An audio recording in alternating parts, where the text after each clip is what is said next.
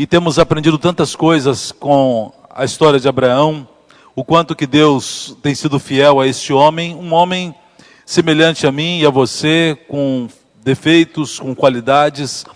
E Abraão, então, tem na sua história a marca de ser um homem de fé, de ser um homem imperfeito, mas que foi chamado de amigo de Deus. E um homem que andava na presença de Deus, e Deus lhe abençoou ricamente. A nossa série de mensagens começou no dia 12 de setembro. A primeira mensagem, um homem escolhido para um plano redentor. A segunda, uma jornada repleta de desafios. Deus depois reafirma suas promessas. Deus também dá uma grandiosa vitória a Abraão. Uma numerosa e grandiosa descendência, Deus reafirma isso a Abraão. Resolvendo problemas do jeito errado, nós vimos na sexta mensagem. Na sétima, o nosso socorro vem do Senhor. Na semana passada, Deus estabelece a sua aliança com Abraão, quando Deus muda o nome de Abrão para Abraão, e ele diz então para Abraão que andasse na presença do Senhor e fosse perfeito. Também ele deu um novo nome, mudou o nome de Abrão para Abraão, da sua esposa Sarai para Sara, e colocou um concerto entre Abrão e a sua descendência, que foi a circuncisão. E depois, finalizando, nós vimos que Deus o chamou à obediência mais uma vez. E hoje então, meus irmãos, nós queremos dar continuidade, lendo agora o capítulo 18. E nesse texto fala de uma visita real e sobrenatural.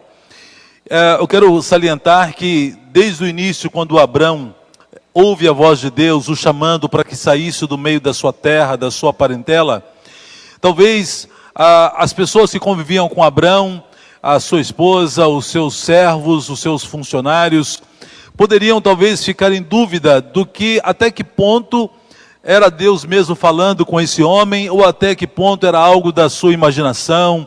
Será que Abrão estava ouvindo a voz de Deus mesmo, ou será que tudo isso era apenas um devaneio, apenas um delírio que Abrão estava tendo? E Deus é tão maravilhoso que agora nesse episódio, Deus não somente reafirma aquilo que já tinha prometido a Abrão, mas aparece a ele de forma nítida, perceptível, para ele e para todos da sua casa, através da visita de 3 anjos, 3 homens que aparecem então para visitá-lo. É sobre isso que vamos falar. E sobre a reação de Sara também queremos falar sobre isso. Então abra sua Bíblia lá em Gênesis capítulo 18. Nós vamos ler apenas a primeira parte do capítulo. Não dá para falar sobre tudo hoje. Vamos ler dos versos de 1 a 16. Gênesis capítulo 18, dos versos de 1 a 16. Que traz essa narrativa desse encontro, dessa visita de 3 homens que vão até a casa de Abraão. E dessa visita então, nós queremos tirar algumas lições para nós do que o texto sagrado fala e também apreender e também aprender verdades para a nossa vida. Gênesis capítulo 18, dos versos de 1 a 16. O texto diz assim: O Senhor apareceu a Abraão perto dos carvalhos de Manre. Manre significa porção gordurosa, porção rica. Quando ele estava sentado à entrada da sua tenda, na hora mais quente do dia, Abraão ergueu os olhos e viu 3 homens em pé, a pouca distância. Quando os viu, saiu da entrada da sua tenda, correu ao encontro deles e curvou-se até o chão. Disse-lhe: Meu senhor, se mereço o seu favor, não passe pelo seu servo sem fazer uma parada. Mandarei buscar um pouco d'água para que lavem os pés e descansem debaixo desta árvore. Vou trazer-lhes também o que comer, para que recobrem forças e prossigam pelo caminho. Agora que já chegaram até este seu servo, bem, faça como está dizendo, responderam. Abraão foi apressadamente à tenda e disse a Sara: Depressa, pegue 3 medidas da melhor farinha, amasse-a e faça uns pães. Depois correu ao rebanho e escolheu o melhor novilho e o deu a um servo que se apressou em prepará-lo. Trouxe então coalhada, leite e o novilho que havia sido preparado e o serviu. Enquanto comiam, ele ficou perto deles em pé, debaixo da árvore. Onde está Sara, sua mulher? Perguntaram. ali na tenda, respondeu ele. Então disse o Senhor: voltarei a você na primavera, e Sara, sua mulher, terá um filho. Sara escutava a entrada da tenda atrás dele. Abraão e Sara já eram velhos, de idade bem avançada, e Sara já tinha passado da idade de ter filhos. Por isso riu consigo mesma, quando pensou: depois de já estar velha e meu senhor já idoso, ainda terei esse prazer? Mas o Senhor disse a Abraão: por que Sara riu e disse: poderei realmente dar à luz agora que sou idosa? Existe alguma coisa impossível para o Senhor? Na primavera voltarei a você, e Sara terá um filho. Sara teve medo, e por isso mentiu: eu não ri. Mas ele disse: não negue, você riu. Quando os homens se levantaram para partir, avistaram lá embaixo Sodoma, e Abraão os acompanhou para despedir-se. Amém? Nessa narrativa, meus irmãos, vemos então, como disse, uma visita inesperada, uma visita sobrenatural, uma epifania, mas também uma visita palpável.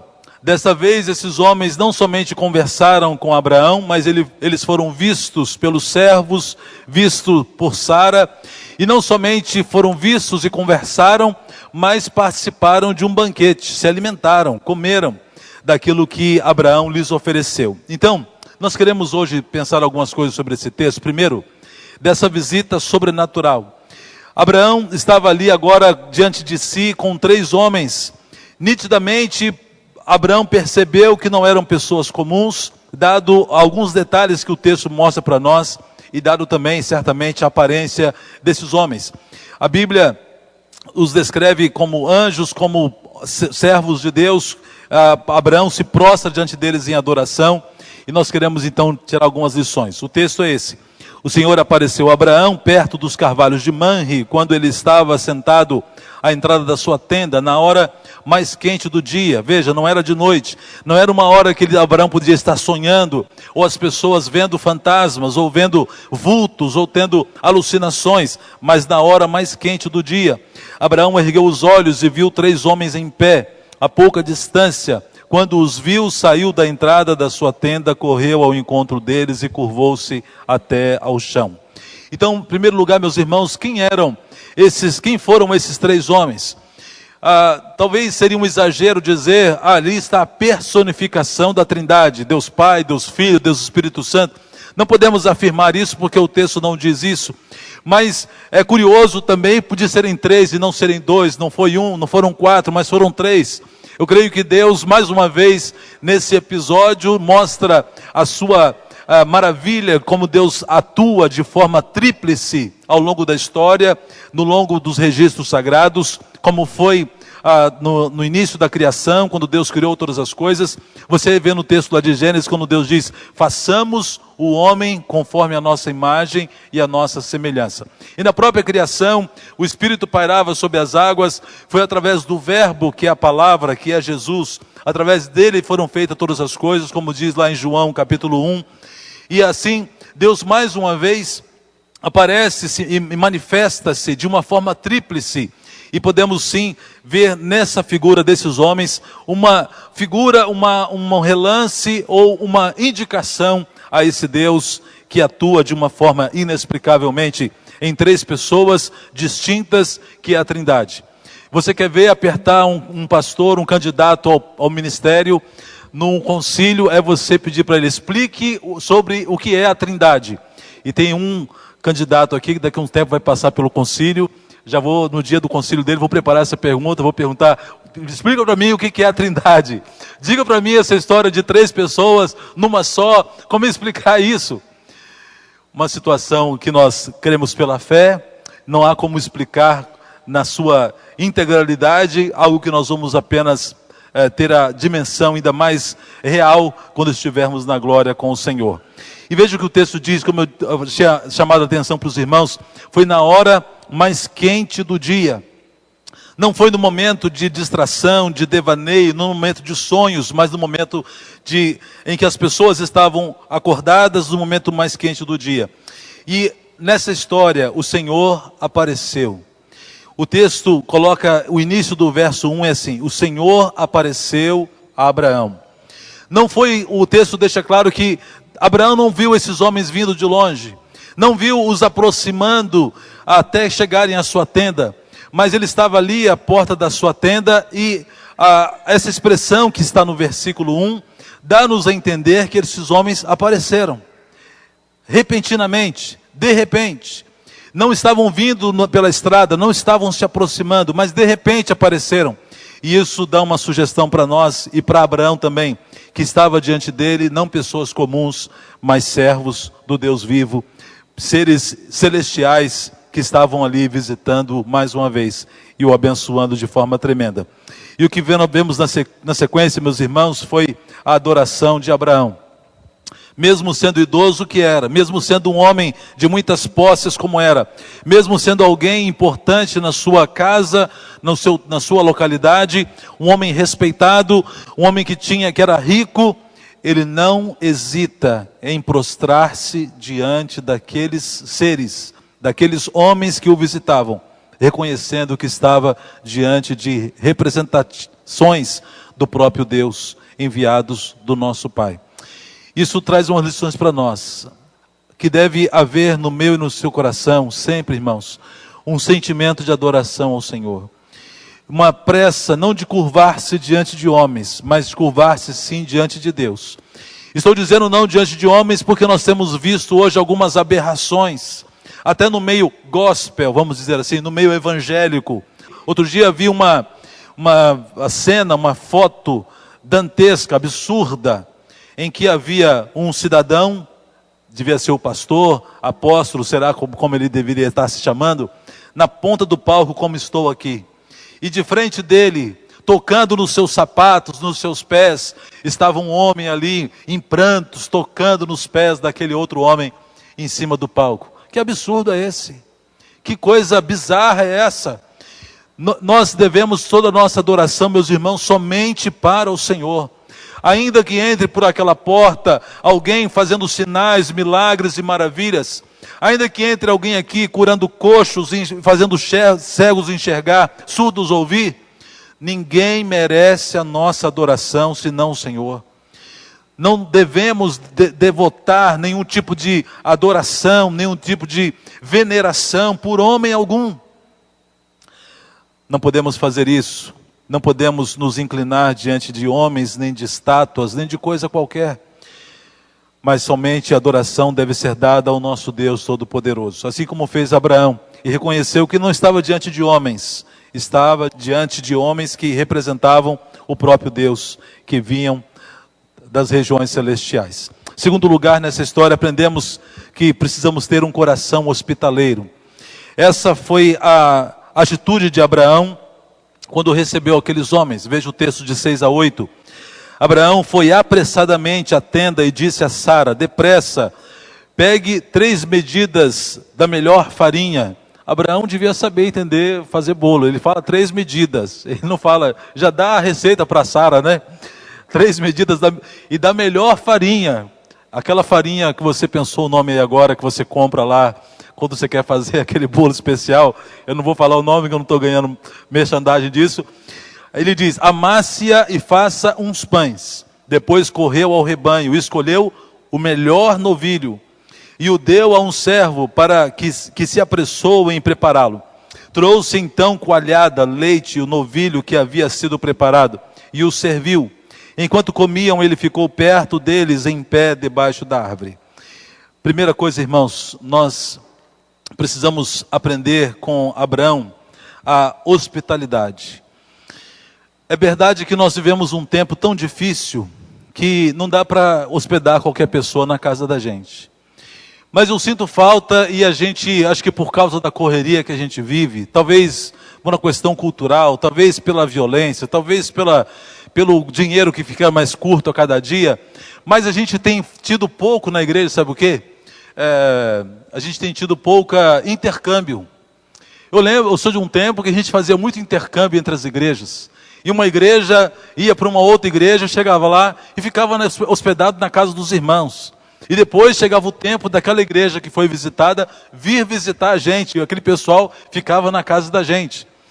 E esses intercâmbios era bom que às vezes dava até uns namoros, sabe? Até assim, aquele pessoal que estava, né, orando para Deus mandar um varão, uma varoa, até Deus abençoava nesses intercâmbios e dava uns casamentos. Queria fazer uma sugestão para os jovens aí, por favor, organizarem uns intercâmbios aí para abençoar esse negócio. Estou querendo fazer casamento, tenho feito pouco casamento aqui na igreja, estou querendo comer bolo de casamento, enfim. Então, a gente precisa fazer esse tipo de coisa, sermos hospitaleiros, né? Recebermos bem as pessoas na nossa casa, termos essa alegria. Olha o texto de Hebreus que está ali, eu já escolhi para esse momento. O escritor de Hebreus está dizendo: não deixem de receber bem aqueles que vêm à casa de vocês, pois alguns que foram hospitaleiros receberam anjos sem saber. Um dia você pode sendo hospitaleiro, pode estar recebendo um anjo na sua casa sem saber. Não estou dizendo para você ir hospedando todo mundo que aparece, todo mundo que bater no seu portão você põe para dentro de casa, não estou dizendo isso. Mas se Deus tocar no seu coração, se Deus lhe indicar que você deve dar abrigo a alguém, e sendo essa pessoa da igreja, ou mesmo que não seja, não hesite, se for uma ordem de Deus, se Deus estiver dizendo a você claramente o que fazer, seja hospitaleiro. A gente precisa desenvolver isso. E a gente fica pensando, mas minha casa não tem aqueles móveis bonitos, não tem isso, não tem aquilo. Não se importe com isso. Deus quer te abençoar e quer usar a sua vida e a sua hospitalidade. E Abraão oferece àqueles homens a oportunidade de lavar os pés. Por que lavar os pés? Naquele tempo não tinha os calçados que temos hoje, as pessoas andavam descalços ou de sandálias que deixavam os pés lameados, empoeirados, e isso então era uma atitude de honra, receber uma visita e oferecer para lavar-lhe os pés. Abraão quer honrar também esses homens que vão visitá-lo, e ofereça o seu melhor ao Senhor. Como destaquei na leitura, ele pediu para Sara escolher a melhor farinha, pediu para o empregado preparar o melhor novilho. Meus irmãos, nós precisamos oferecer o nosso melhor para o Senhor.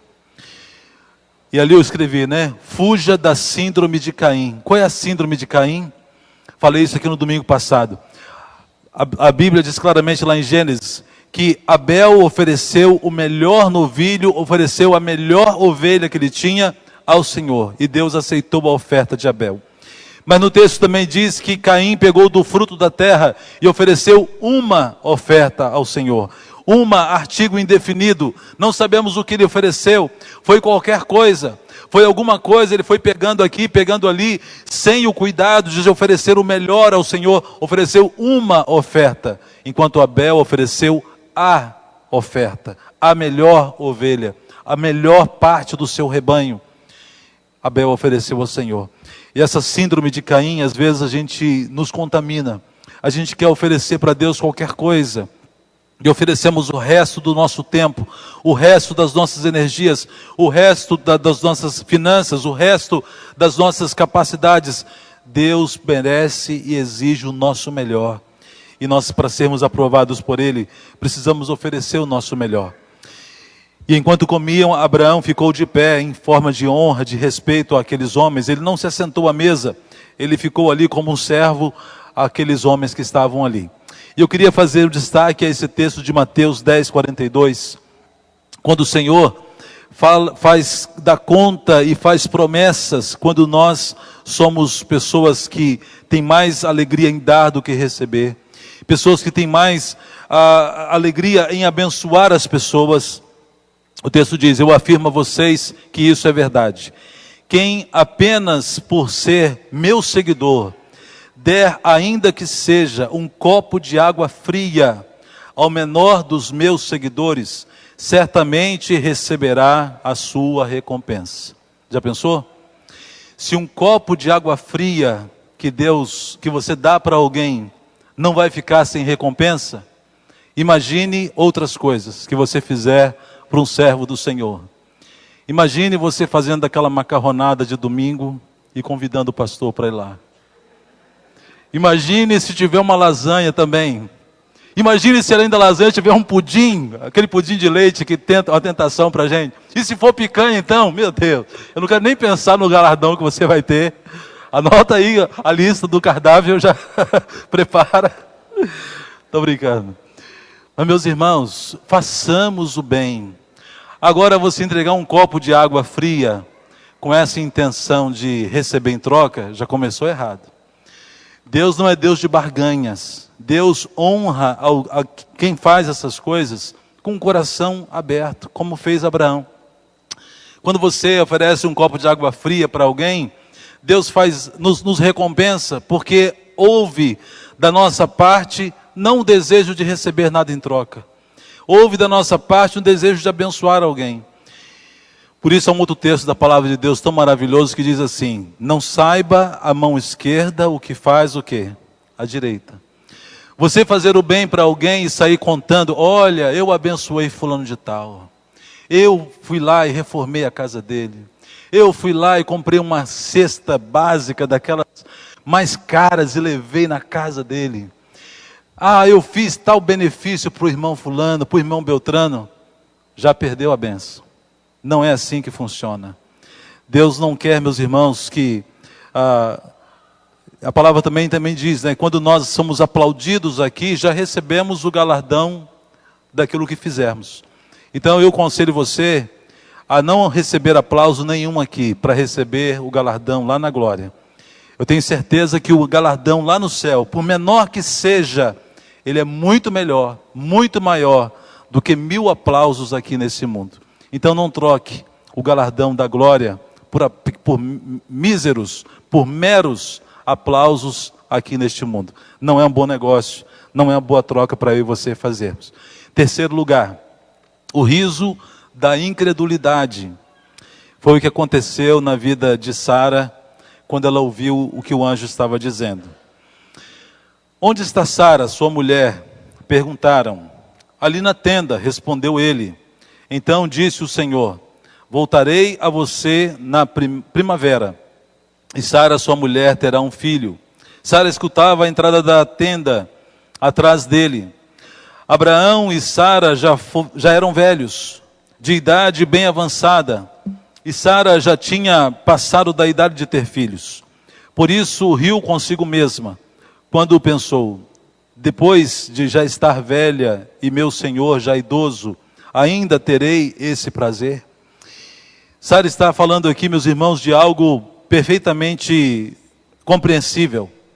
Ela não era mais nenhuma jovem. Abraão já estava com os seus 98 anos de idade. Sara estava com 89 anos de idade. Imagine uma mulher de 89 anos ser dito a ela que seria mãe. O ciclo menstrual certamente já havia acabado. Mas para uma mulher que era estéril, não tinha filhos até aquela idade, não era de se espantar, e não podemos criticá-la pela sua dúvida. Talvez eu e você, ou qualquer irmã aqui no lugar de Sara, teria feito a mesma coisa.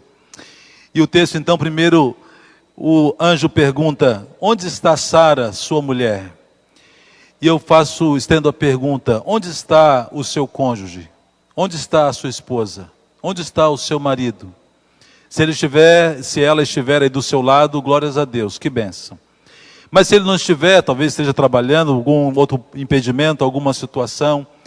Mas o meu foco não é esse. O meu foco é para você ter a oração de pedir: Senhor, eu quero a minha família servindo ao Senhor.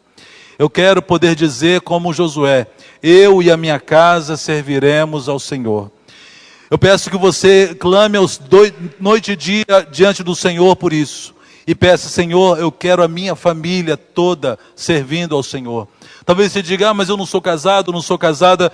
Mas você tem irmãos, você tem irmã, você tem tio, avô, avó. Você tem algum familiar que talvez ainda não é um servo de Jesus. E você precisa clamar: Senhor, eu quero toda a minha família servindo ao Senhor. Posso ouvir um amém? Amém. Nós precisamos orar assim e pedir ao Senhor que nos dê a nossa casa toda. E Sara estava ali atrás da cortina ouvindo a conversa. E essa história de ficar ouvindo a conversa atrás da porta, atrás da cortina, só acontecia na Bíblia, não acontece hoje em dia. Interessante que essa história vai se repetir depois na família do filho da promessa, que é Isaac. A história vai dizer lá na frente que Isaac está tendo uma conversa em segredo com Esaú.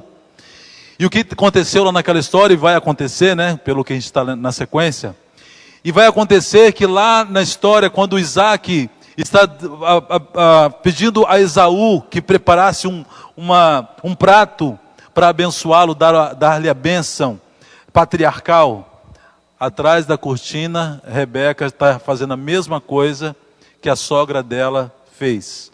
Ficou atrás ouvindo a história. E quando ouviu que Isaac ia abençoar Esaú com a bênção patriarcal, ela faz um enjambrado, faz um jeito de falar isso para Jacó correr na frente e receber a bênção e no lugar de Esaú. Então parece ser um mal de família aí, essa história de ficar atrás da cortina, assim como Sara fez, depois Rebeca vai repetir essa história. E os dois estavam numa idade avançada. O João Carlos fala que é problema de umidade, né? Umidade avançada. Era o caso de Abraão e de Sara. Como já disse, Abraão devia estar com seus 98 anos, Sara com 89 anos.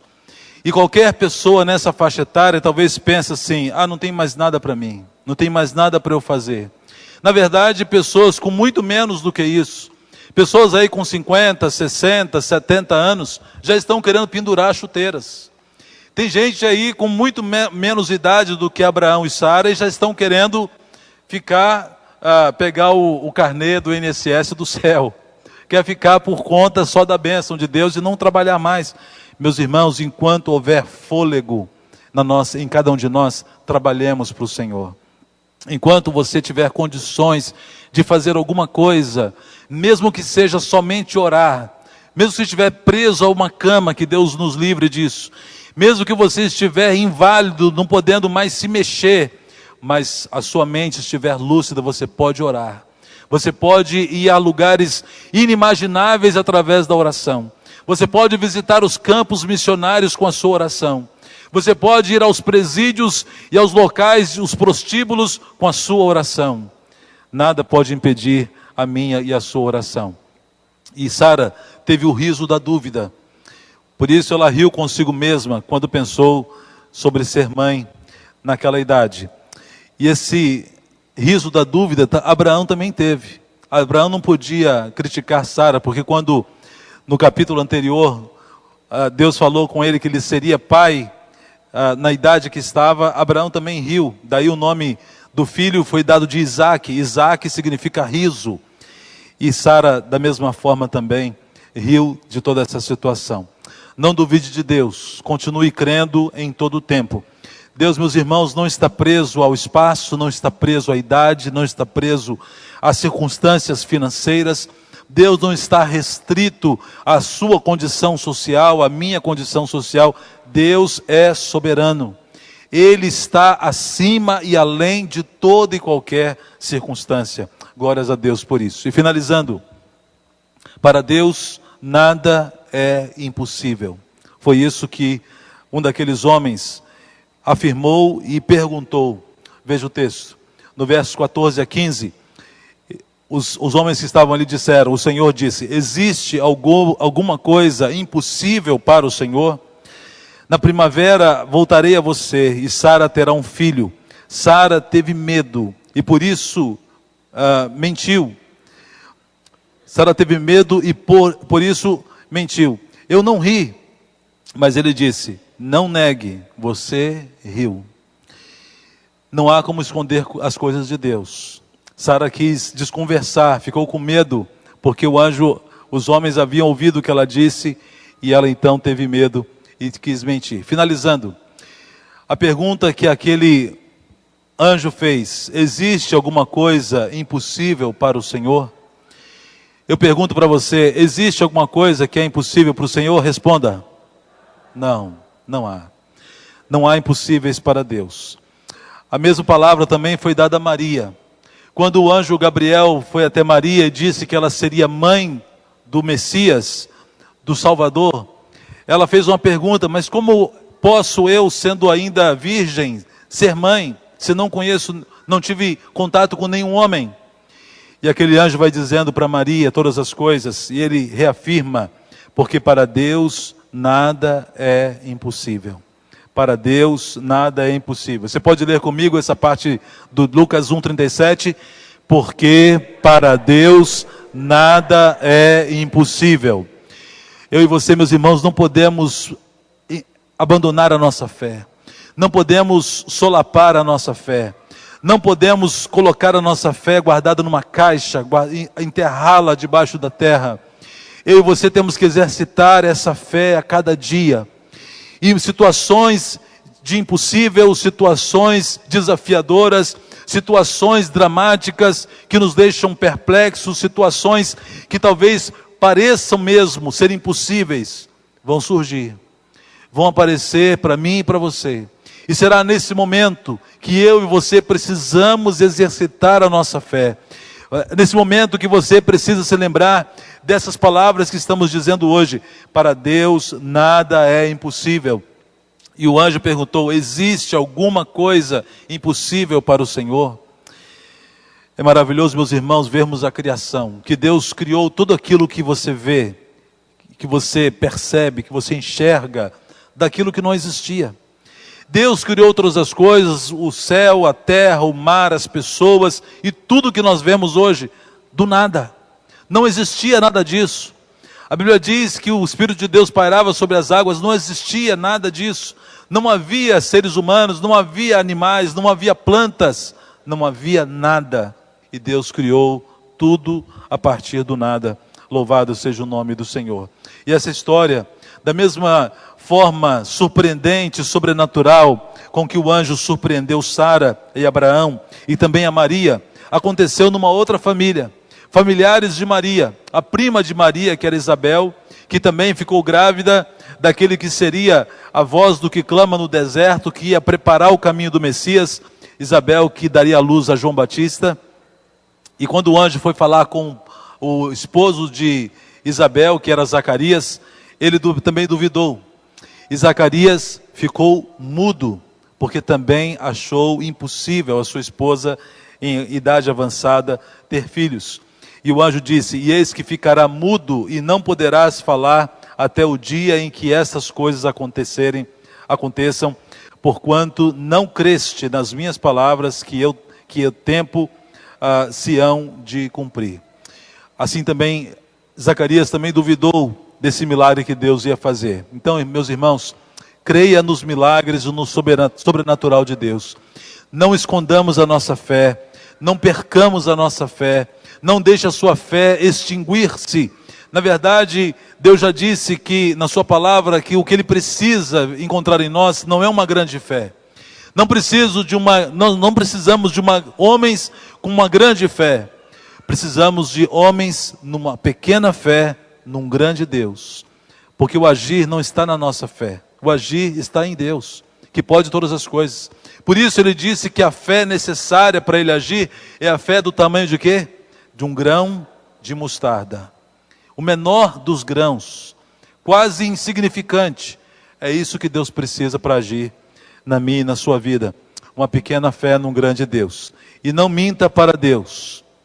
Sara teve medo e por isso mentiu. Ela disse: eu não ri. Mas ele disse: não negue, você riu. O anjo já repreende Sara ali na hora. O anjo, representante de Deus, a figura do próprio Deus ali, não permitiu que Sara continuasse com mentiras. Irmãos, nós precisamos nos livrar da mentira. Estamos vivendo um tempo das chamadas fake news. E fake news é um nome tão bonito, né? Soa tão bonito, fake news. É só uma outra forma elegante ou diferente de dizer mentira. E esse embalo das fake news que tem destruído famílias, que tem influenciado governos, que influenciou as eleições, tem influenciado também a economia e tantas outras coisas. Isso tem sido um câncer que precisa ser debelado por mim e por você, que não pode ser alimentado por mim e por você. Nós temos que ficar longe de qualquer mentira.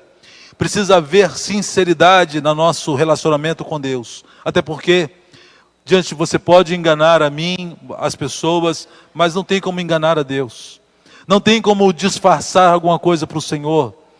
O Salmo 139 diz isso claramente: o Senhor, tu me sondaste, me conhece o meu deitar, ainda a palavra não me chegou à boca, e o Senhor já conhece. Você nem falou ainda e Deus já sabe o que você está pensando. Não tem como esconder nada de Deus. E finalizando, fuja da mentira. E eu quero de novo ler esse texto que falei no domingo passado, quero repetir para os irmãos, João 8,44. Quando Jesus estava ali repreendendo os fariseus, que o acusavam de estar mentindo. E Jesus então repreende aqueles homens e os coloca no seu devido lugar, dizendo assim: vocês, os fariseus e escribas, pertencem ao pai de vocês, o diabo, e querem realizar o desejo dele, do diabo. Ele foi homicida desde o princípio e não se apegou à verdade, pois não há verdade nele. Quando mente, fala a sua própria língua, pois é mentiroso e pai da mentira. Que haja verdade, meus irmãos, em nossos relacionamentos, nas nossas palavras, no nosso agir, no nosso reagir. Que sejamos pessoas verdadeiras, pessoas íntegras, pessoas que não se capitulem, que não sigam, que não enveredem pelo caminho da mentira, mas que haja verdade nas nossas relações e nas nossas palavras. É tão triste vermos alguém com um coração que não se dobra. Uma pessoa, como diz a palavra, de dura cerviz. Alguém que passa por apertos, passa por dificuldades. E o pior, quando o pecado lhe é revelado, quando a pessoa tem as suas ações pecaminosas descobertas, que triste coisa é alguém nessa situação não arrepender-se. Meus irmãos, qualquer um de nós está sujeito a pecar. Não existe níveis de pecado, pecadinho e pecadão. Todo pecado é pecado. Mas se em algum momento na sua vida, na minha vida, se nós formos pegos ou formos confrontados numa situação de pecado, não fuja da verdade. Não tente tapar o sol, não tentemos tapar o sol com a peneira. Não tentemos agir dissimuladamente. Não tentemos encontrar desculpas. Você sabe a grande diferença entre Davi e Saul? Davi foi considerado um homem segundo o coração de Deus. E Saul teve o infortúnio, teve a tragédia de Deus dizer através de Samuel que de Saul, Deus retiraria a unção que havia dado a ele como rei. Deus lhe retiraria a unção do Espírito que havia derramado sobre ele como rei de Israel. Por causa de quê? Da desobediência. Saul, quando era pego ou quando era confrontado com os seus pecados, sabe qual era a atitude dele? Ele dava desculpas. Davi, quando era confrontado com os seus erros, com o seu pecado, ele fazia, sabe o quê? Ele colocava a boca no pó e se arrependia. E dizia e confessava os seus pecados. Como no Salmo 51, como no Salmo 33. Leia esses salmos depois para sua meditação. Quando Davi derrama a sua alma diante do Senhor e confessa todo o seu pecado diante do Senhor. Você não precisa confessar seus pecados para mim, como algumas religiões fazem, ter um homem para confessar. Não existe isso. Nós temos que falar com Deus. Para Ele sim, nós temos que confessar os nossos pecados. Temos que clamar, como Davi clamou no Salmo 51, dizendo no verso 10, cria em mim, ó Deus, um coração puro e renova em mim um espírito reto.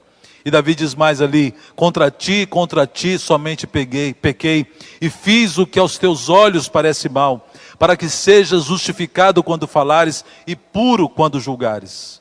Essa foi a declaração de Davi.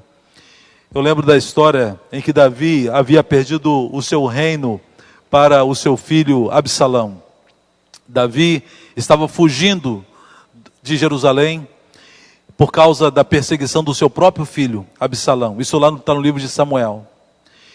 E nessa história, Davi fugindo do encalço do seu filho, que queria até matá-lo, Absalão.